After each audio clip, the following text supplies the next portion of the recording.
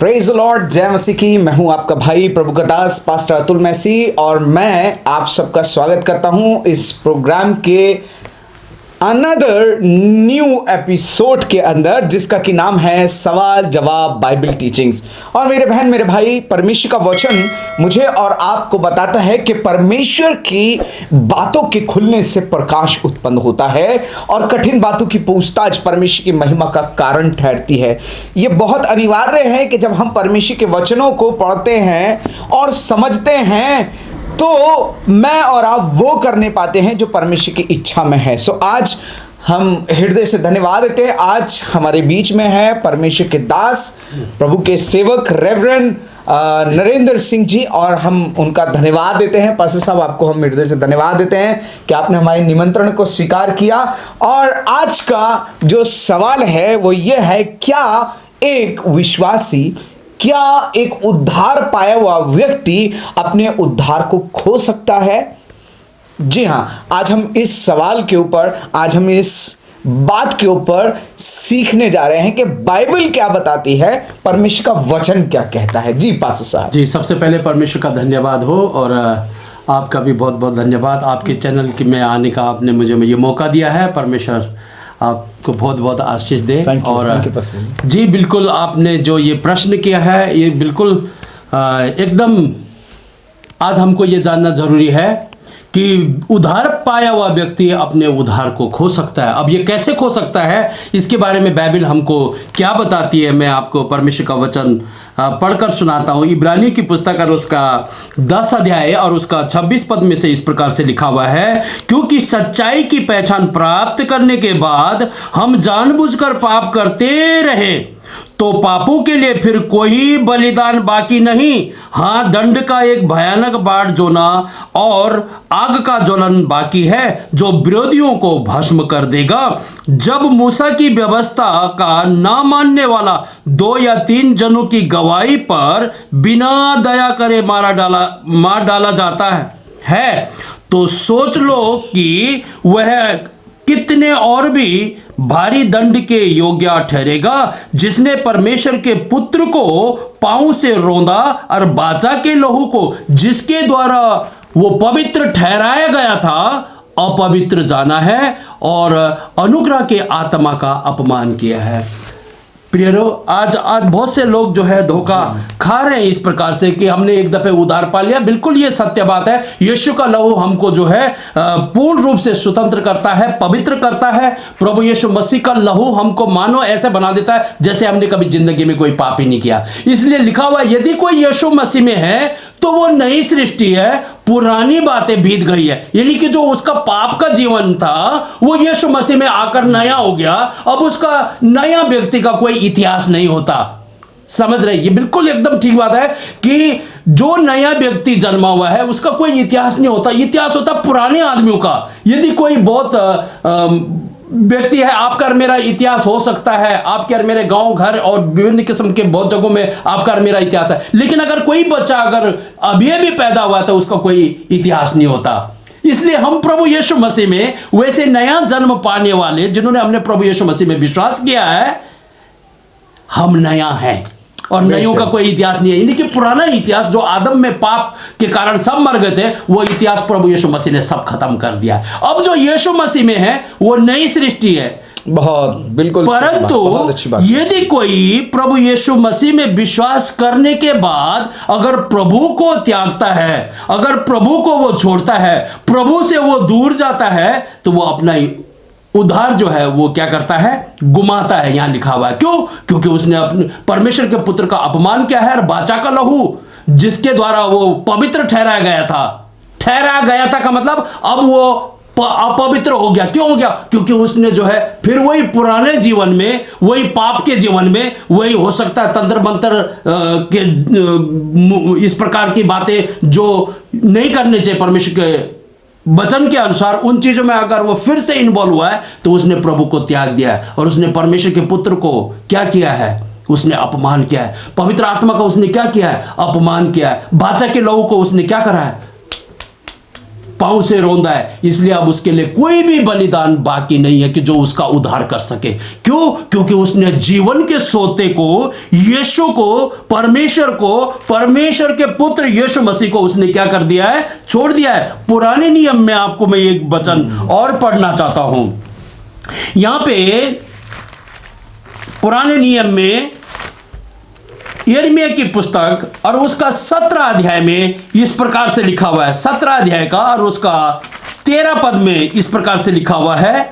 और मुझे अच्छा लगता है कि हम जब वचन पढ़ते हैं तो वचन के द्वारा ये हमको जो है ये सत्यता को हम जान सकते हैं, क्योंकि प्रभु यीशु मसीह ने कहा, हे परमेश्वर तू सत्य है, तेरा वचन सत्य है। यीशु मसीह सत्यवादी नहीं है, यीशु मसीह स्वयं सत्य है, और इसलिए उस सत्य को हमें उस सत्य में बने रहना है। परमेश्वर का वचन सत्य है, परमेश्वर के वचन में बने रहना है। यहां 13 पद में इस प्रकार से लिखा हुआ है। देखिए, ये परमेश्वर के साथ चलने वाले व्यक्ति के बारे में लिखा है। परमेश्वर में विश्वास किया हुआ, उद्धार पाया हुआ, मुक्ति पाया हुआ व्यक्ति को यहां इस प्रकार से परमेश्वर का वचन क्या कहता है? हे यहोवा, हे इज़राइल के आधार, जितने तुझे छोड़ देते हैं। छोड़ देते का मतलब पहले परमेश्वर के साथ था, उद्धार पाया हुआ था, मुक्ति पाया हुआ था, छुटकारा पाया हुआ था, नरक की शक्तियों से, शैतान के हाथ से प्रभु यीशु मसीह के लहू से मोल लिया गया था, वे सब लज्जित होंगे।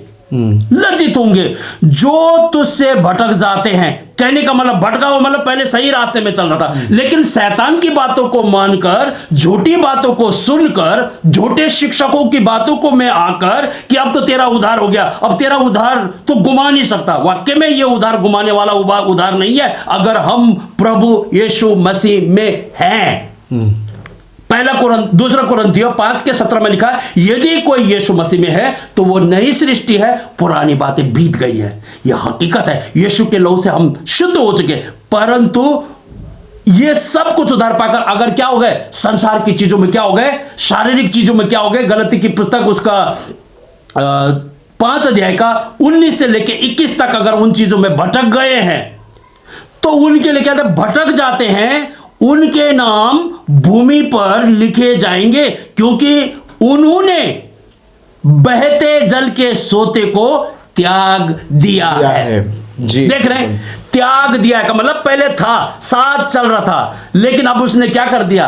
त्याग दिया है। इसलिए हम यीशु मसीह में होकर हम जीवन पाए हुए लोग हैं। परंतु यदि हम यीशु मसीह को छोड़ देते हैं, यीशु मसीह में नहीं रहते, तो फिर उनके लिए कोई दूसरा बलिदान बाकी। बहुत अच्छी बात पास्टर साहब यहाँ पर बता रहे हैं कि एक उद्धार पाए व्यक्ति अपने उद्धार को, उस उद्धार के आनंद को खो सकता है। और बहुत अच्छी बात पास्टर साहब ने बताई कि खोने का एक सबसे बड़ा जो कारण है कि वो क्यों खो सकता है, जब वो संसार और संसारिकता को अपने अंदर ले आता है। जी, क्योंकि यीशु मसीह ने हमें संसार से अलग किया, उसने हमें पाप से छुड़ा लिया, हमें आज़ाद करता है। और एक बहुत अच्छी बात अभी पास्टर साहब बता रहे थे कि हम परमेश्वर के परिवार में नए जन्मे हुए बच्चे के समान हैं।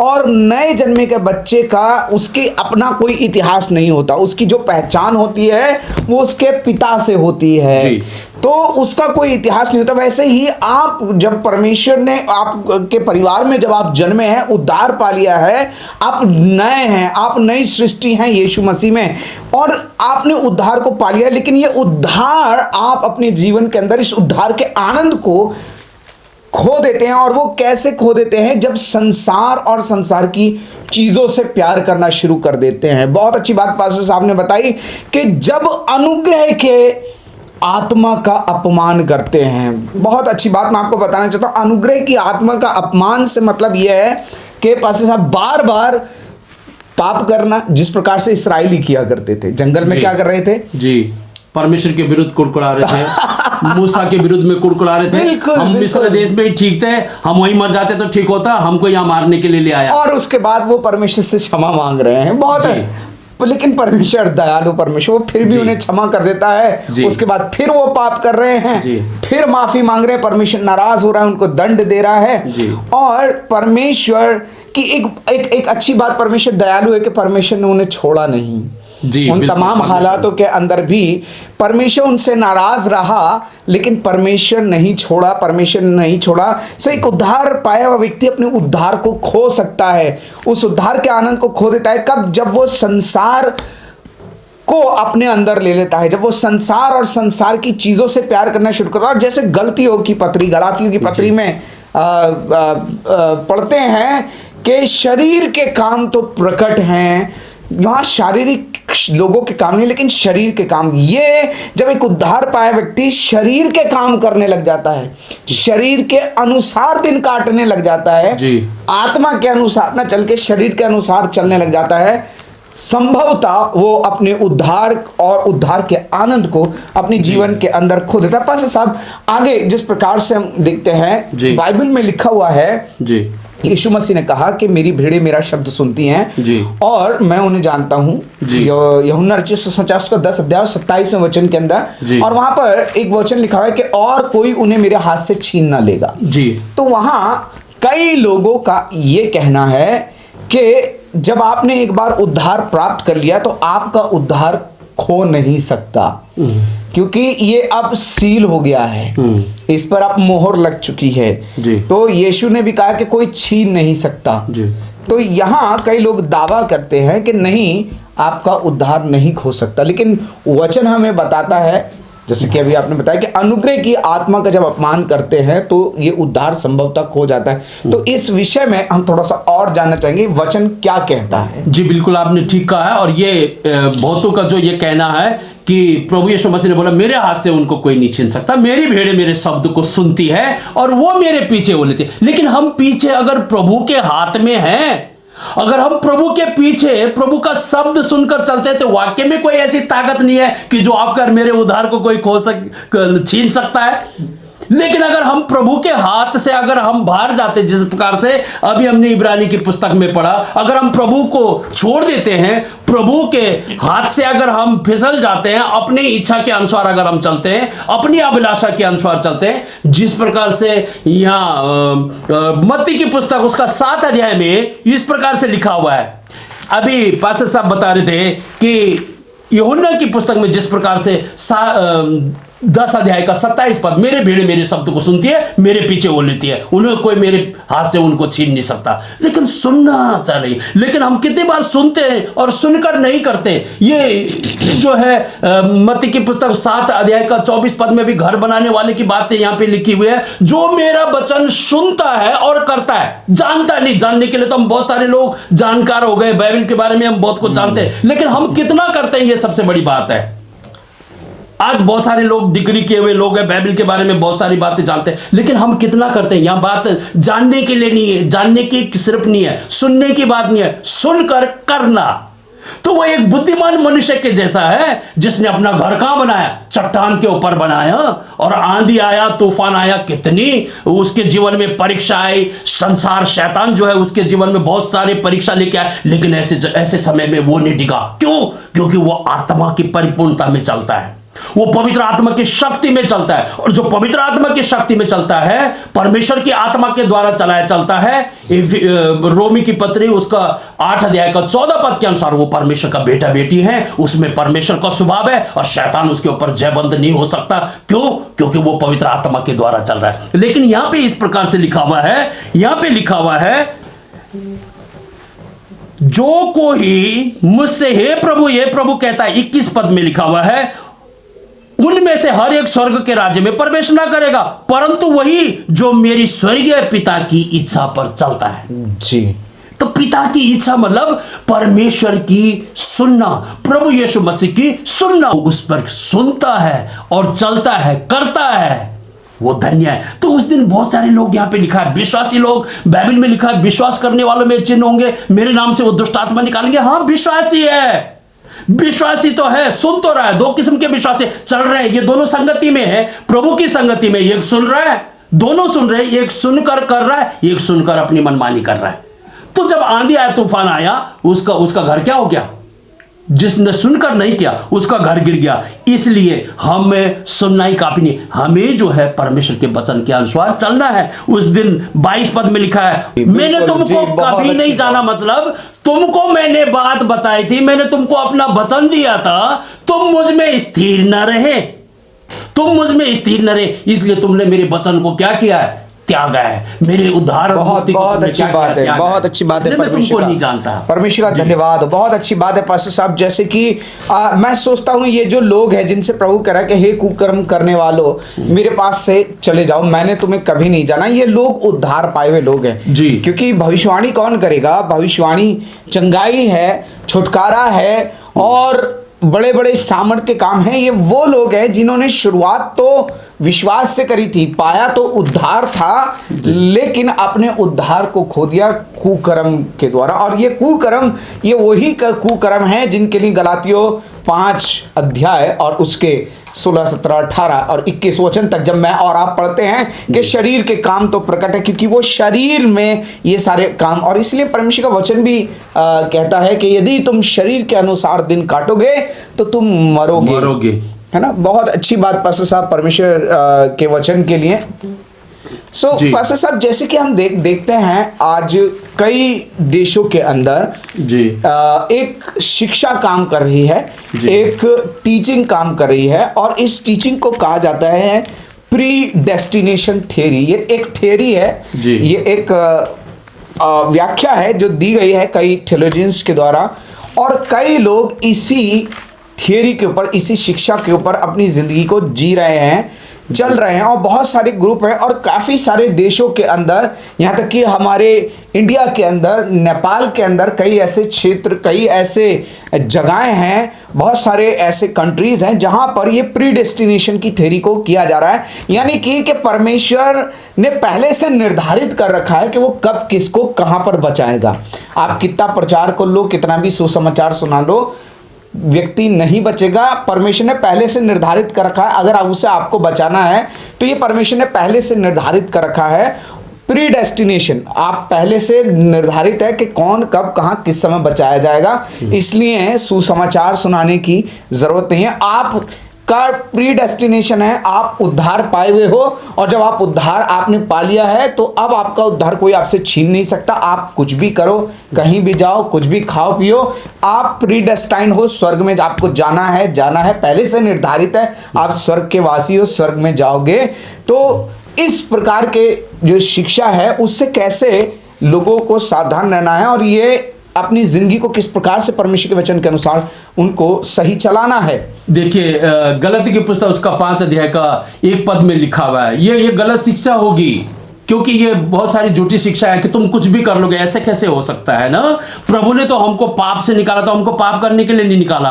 बाइबल में लिखा है कि जैसे तुम्हारा बुलाने वाला पवित्र है, वैसे ही तुम भी सारे जीवन के चाल चलन में, जीवन के सारे चाल चलन में तुम भी क्या बनो? पवित्र बनो, क्योंकि लिखा है मैं पवित्र हूं। तो गलती की पुस्तक उसका 5 अध्याय का 1 पद में लिखा है, मसीह ने तुम्हें स्वतंत्रता के लिए स्वतंत्र किया है, यानी कि पवित्र होने के लिए तुम्हें स्वतंत्र किया है। अब तुम में जो है पाप का स्वभाव ना हो, इसलिए जिस पवित्रता में तुम स्वतंत्र किए गए हो, मसीह ने तुम्हें पवित्रता के लिए स्वतंत्र किया है, तो उसी में स्थिर रहो। यानी कि तुमको जो है अपवित्र काम कराने के लिए शैतान जो है परीक्षा करेगा, इसलिए उसी में क्या रहो? स्थिर रहो। प्रभु ने हमें स्वतंत्रता के लिए स्वतंत्र किया, गलती 5 के 1 में लिखा हुआ है, इसलिए उसी में स्थिर रहो। स्थिर का मतलब तुम्हें डगने के लिए, तुम्हें गिराने के लिए शैतान जो है, संसार जो है बहुत ज्यादा तुमको जो है क्या करेगा? परीक्षा करेगा। लेकिन ऐसे समय में शरीर के कामों को नाश करने के लिए यहां पे रोमी 8 की पत्री में क्या लिखा, 8 अध्याय के और उसका 12 पद में इस प्रकार से लिखा हुआ है, इसलिए हे भाइयों हम शरीर के कर्जदार नहीं कि शरीर के अनुसार दिन काटे, संसार के अनुसार दिन काटे, शैतान के कहने के अनुसार दिन काटे। क्यों? क्योंकि शैतान के हाथ से तो प्रभु ने आपको और मुझे जो है छुड़ा लिया है, मोल देकर। बेशक। अब शैतान का हमारे ऊपर कोई अधिकार नहीं है। 13 पद में लिखा हुआ है, क्योंकि यदि तुम शरीर के अनुसार दिन काटोगे, यानी कि शारीरिक चीजें, शरीर की चीजें, शैतान के कामों के अनुसार, उसके कहने के अनुसार अगर तुम दिन काटोगे तो क्या होंगे? मरोगे। और यदि आत्मा से देह की क्रिया को मारोगे तो जीवित रहोगे। जीवित रहने के लिए जो है पवित्र आत्मा के बपतिस्मा, पवित्र आत्मा की शक्ति में इफिसी 5:18 के अनुसार पवित्र आत्मा से भरपूर हो। दाख रस से मत वाले ना बनो, लेकिन पवित्र आत्मा से भरपूर होते जाओ। काय के लिए होते जाओ? शैतान के ऊपर, पाप के ऊपर। जब शैतान जो है, जब परीक्षा लेके आता है, संसार जब परीक्षा लेके आता है, संसारिक शारीरिक बातें जब हमारे जीवन में शैतान लेके आता है, उस समय हम उसको कुचल सके, बिल्कुल उसको हम कुचल सके और प्रभु के आत्मा के अनुसार चलेंगे तो हमको कोई भी दुनिया की चीजें जो है, संसारिक चीजें, हमको परमेश्वर के प्रेम से, उसके उद्धार और मुक्ति से हमको कोई अलग नहीं कर सकता। बहुत अच्छी बात पास्टर साहब आपने बताई कि इन तमाम इस प्रकार की शिक्षाओं से बचने के लिए परमेश्वर की आत्मा के अनुसार चलना बहुत जरूरी है, परमेश्वर के वचन में बने रहना बहुत जरूरी है, परमेश्वर की सुनना बहुत जरूरी है। और जैसे कि हमारा सवाल था, क्या एक उद्धार पाए व्यक्ति अपने उद्धार को खो सकता है? पास्टर साहब ने बहुत अच्छे से उसको हमें बताया है कि हाँ, व्यक्ति खो सकता है। जिस प्रकार से मैं और आप शाऊल के साथ में देखते हैं कि शाऊल एक उद्धार पाया हुआ व्यक्ति था, परमेश्वर की आत्मा को उसने पाया था, परमेश्वर की सामर्थ को उसने पाया था, लेकिन अपने गलत निर्णयों के द्वारा, वो काम करने के द्वारा जो परमेश्वर की मर्जी में नहीं थे, परमेश्वर की आत्मा ने उसको छोड़ दिया और भूत आत्मा शाऊल को सताने लग गया था। आज संभवतः बहुत सारे लोगों के लिए है कि जब वो संसार और संसार की चीजों से प्यार करने लगते हैं, जब वो परमेश्वर के आत्मा के अनुसार चलना बंद कर देते हैं, धन वैभव को प्रधानता देने लगते हैं, शरीर के कामों को करना शुरू कर देते हैं, तो वो अपने उद्धार और उद्धार के आनंद को खो देते हैं। लेकिन पास्टर साहब, मुझे एक बात बहुत अच्छी लगती है कि हमारा परमेश्वर, जैसे हम अभी पहले भी बात कर रहे थे कि हमारा परमेश्वर दयालु परमेश्वर है जी, वो हमेशा हमें अवसर देता है जी। बाइबल में लिखा हुआ है, धर्मी जन अगर 7 बार भी गिर जाए, 7 बार भी गिर जाए, तब भी परमेश्वर उसको क्या करेगा? खड़ा करेगा। लेकिन हाँ, अनुग्रह अगर वो परमेश्वर जी, उड़ाव पुत्र जो था वो पिता के घर को छोड़ के चला गया था, अगर वो घर वापस नहीं आता, 15 अध्याय में हमको ये मिलता है लूका की पुस्तक में पढ़ने के लिए, और ये बहुत अच्छा उदाहरण है हम सबके लिए कि वो कैसे पिता का घर, जीवन पाया हुआ व्यक्ति, वो अधिकार पाया हुआ व्यक्ति, सब चीज उसके पास था, लेकिन उसने वो सबको, उसने पिता के घर को ठुकरा कर पिता के घर को छोड़कर चला गया। और लिखा हुआ है कि उसने सारे धन दौलत जो है उसने कुकर्मे में उड़ाया, लेकिन एक दिन जब वो अपने आप में आया तो लिखा हुआ वो पिता के घर में आया। मुझे तो कैसा लगता है भाई बहनों, वो पिता को प्यार करने के लिए नहीं आया, मेरा पिता कितना परेशान होगा इसलिए नहीं आया, लेकिन लिखा हुआ है कि वो भूख से मरने वाला था इसलिए आया। लेकिन वो पिता के घर में आया, वो पश्चातापी होकर पिता के घर में आया। उसने बोला, मेरे स्वर्ग के विरुद्ध में, हे पिता, तेरे विरुद्ध में मैंने पाप किया है, अब मैं इस योग्य नहीं कि मैं तेरा पुत्र कहलाऊं, लेकिन मुझे अपने घर में नौकर रख ले। अब मुझे लगता है पिता का जो है नौकर नहीं खोया था, उसका दास नहीं खोया था, उसका तो बेटा खोया था, और इसलिए बाप ने जो है उसको बेटा ही बनाया। तो इसलिए अगर आज हम अपने पापों से अगर मन फिराते हैं, अगर हम परमेश्वर के पास आते हैं, पिता परमेश्वर जो है वो दयालु है, वो विश्वास योग्य और धर्मी है, वो हमारे सारे पापों को, पश्चातापियों को, यहाँ पे इज़केल की पुस्तक और उसका 33 अध्याय में इस प्रकार से लिखा हुआ है। परमेश्वर बोलता है, मेरे जीवन की सौगंध, मैं दुष्ट के मरने से कभी प्रसन्न नहीं होता, परंतु इससे कि दुष्ट अपने मार्ग से फिरकर जीवित रहे। हे इज़राइल के घराने, तुम अपने अपने बुरे मार्ग से फिर जाओ, तुम क्यों मरो? फिर जाओ, तुम क्यों मरो? लेकिन देख रहे हैं यहां पे तो बहुत से जगहों में तो इस प्रकार से लिखा हुआ है, यहां पे 18 पद में लिखा हुआ है इसी 33 का कि धर्मी जन, जब धर्मी अपने अधर्म से फिरकर कुटिल काम करने लगे, यानी कि परमेश्वर को छोड़ दें, जिस प्रकार से अभी हमने जो है यिर्मयाह की पुस्तक उसका 17 का 13 में पढ़ा है। जब मैं कहूं कि तू निश्चय क्या होगा? मरेगा, लेकिन यहां पे लिखा है तब निश्चय वो उसमें फंसा हुआ मर जाएगा।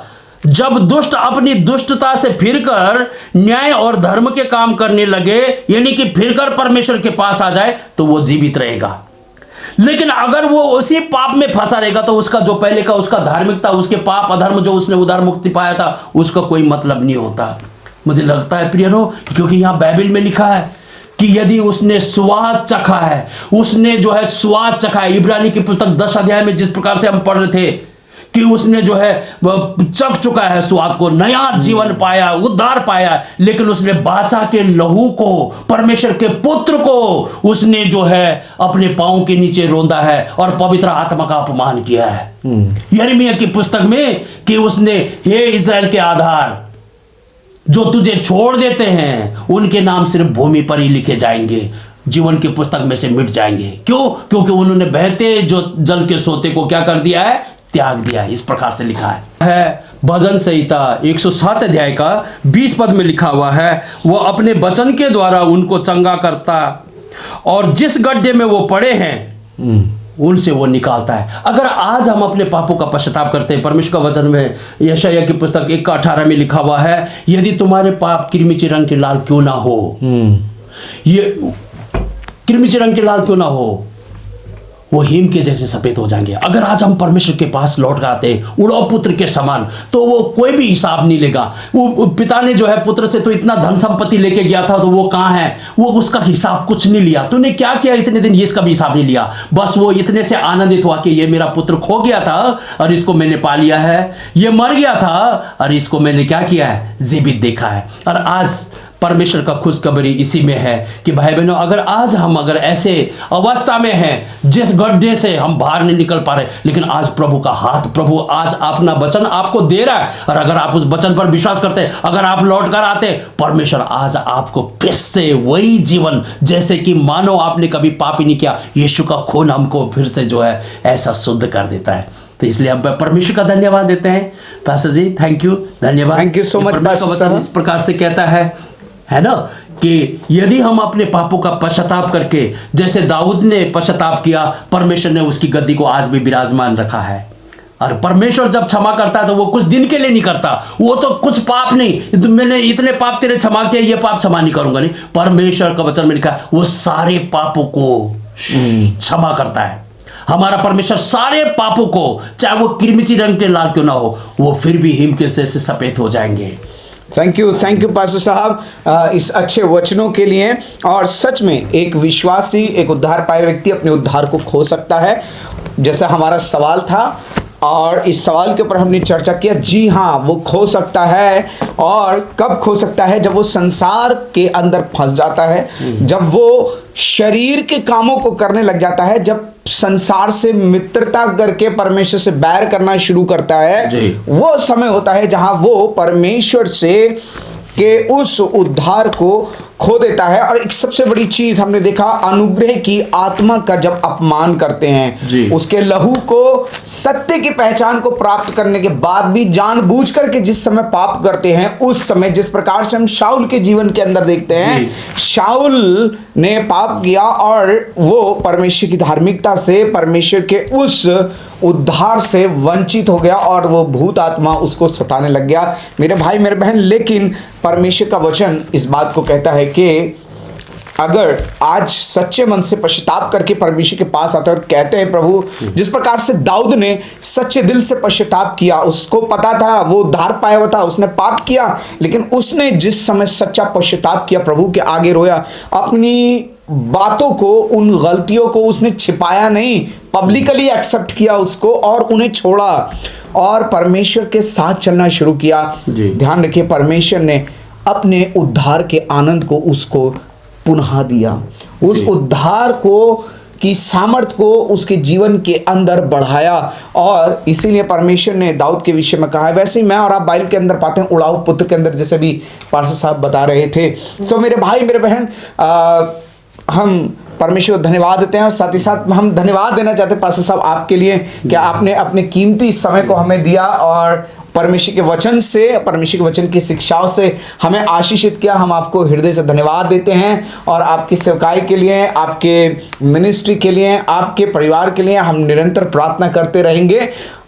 परमेश्वर आपको बहुत बहुत आशीष दे। और मेरे भाई मेरे बहन, मैं आपसे कहना चाहता हूं, यदि आपके पास कोई सवाल है बाइबल से रिलेटेड, तो आप बिना किसी डर के आप कमेंट सेक्शन में जा सकते हैं, आप वहां पर अपने सवाल लिख सकते हैं, क्योंकि ये प्रोग्राम आपके लिए, आपकी फरमाइश पे शुरू किया गया है, जिसका नाम है सवाल जवाब बाइबल टीचिंग्स। इस प्रोग्राम को लाइक करें, इस प्रोग्राम को शेयर करें, इस चैनल को सब्सक्राइब करें और दूसरे लोगों के साथ बांटें। और यदि आपके पास कोई भी सवाल है, आप टाइप करें, हम परमेश्वर के वचन से उन बातों को सीखेंगे, उन बातों को जानने का प्रयास करें। कमेंट में अपने सवाल को आप लिख सकते हैं। साथ साथ ये भी लिखें आप कौन से जगह से देख रहे हैं, किस शहर से देख रहे हैं। और परमेश्वर आपको अपनी महिमा के लिए तैयार करे, प्रभु में बने रहें, उसके साथ चलें और बहुतों के लिए आशीष का कारण बने। God bless you all. आप सभी को जय मसीह की। हालेलुया। थैंक यू पास्टर साहब, वेलकम। बहुत बढ़िया रहा है साहब।